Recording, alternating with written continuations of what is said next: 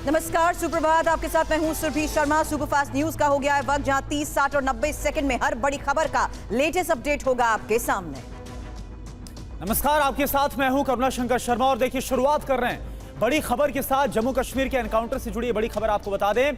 जम्मू कश्मीर में 4 दिन में चौथा आतंकी हमला हुआ है। डोडा में 24 घंटे में दूसरा आतंकी हमला।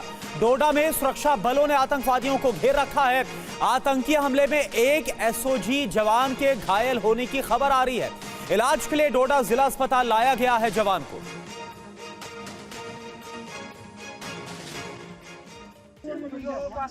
जम्मू कश्मीर में एक बार फिर पाकिस्तान के प्रायोजित आतंकियों ने फन फैलाना शुरू कर दिया है। ये आतंकी घाटी के अमन चैन को बिगाड़ने में लगे हुए हैं।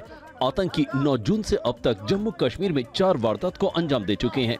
भारतीय सेना इन आतंकियों को करारा जवाब दे रही है। जम्मू कश्मीर के डोडा में 24 घंटे में दूसरी बार हमला किया है। डोडा में भारतीय सेना ने कैसे आतंकियों को घेरा, सुनिए। हमारे नाके ने चेकिंग शुरू की थी और साथ ही साथ जो हमारे संतरी है उन्होंने जब सस्पिशियस थोड़ी मूवमेंट देखी तो उसको चैलेंज किया। उस चैलेंज के बाद में वहां से फायर आया। फायर का फिर एक्सचेंज होता रहा। अराउंड 1 आवर 1.5 आवर तक एक्सचेंज ऑफ फायर चलता रहा। हमारे जो जवान हैं आर्मी के और पुलिस के, दोनों ने इसमें डट के मुकाबला किया है और उस इलाके को आज के अभी के टाइम पे हम लोगों ने सर्च करना शुरू कर दिया है। सेना ने जम्मू कश्मीर की धरती को फिर से लाल करने वाले आतंकियों को ढूंढने के लिए स्केच भी जारी किया है। इससे पहले कठुआ और रियासी में आतंकियों ने हमले किए थे।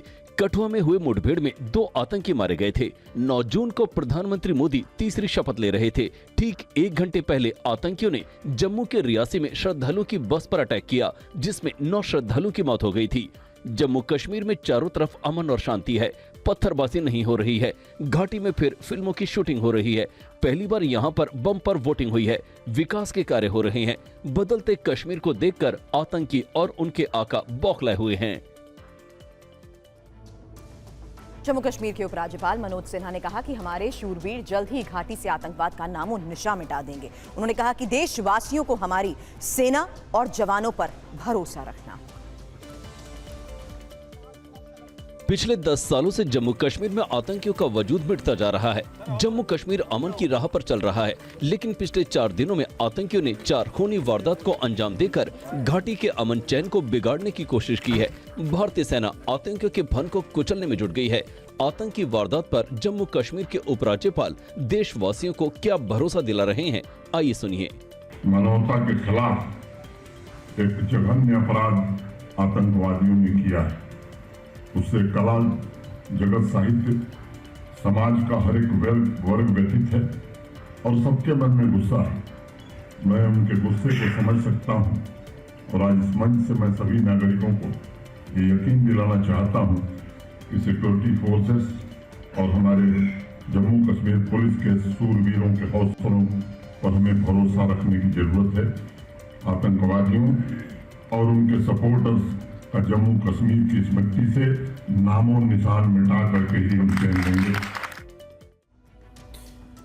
कठुआ में हुए मुठभेड़ में 2 आतंकवादियों को ढेर कर दिया गया है। सेना ने आतंकवादियों के पास से कई हथियार बरामद किए। क्या हथियार इनके पास से बरामद हुए, रिपोर्ट में आपको।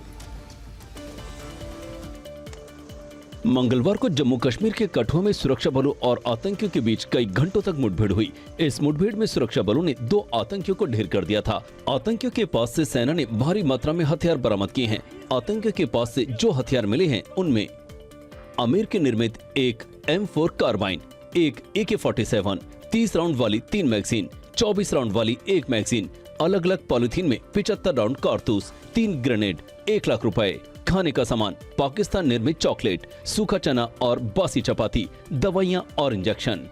इसके अलावा सुरक्षा बलों ने एक सिरिंज, A4 बैटरी के 2 पैक, टेप में लिपटा हुआ एंटीना वाला बरामद किए हैं। जम्मू कश्मीर के कठुआ में आतंकवादियों के साथ मुठभेड़ में शहीद हुए जवान कबीर दास भी शहीद हो गए थे। मंगलवार देर रात कठुआ जिले के एक गांव में हुए आतंकी हमले के बाद सुरक्षा बलों का ऑपरेशन शुरू हुआ था। इस जिले के हीरानगर सेक्टर के सैदा सुकल गांव पर आतंकियों ने हमला बोल दिया था, जिसमें जवाबी कार्रवाई में 2 आतंकी मारे गए और एक जवान भी शहीद हो गए।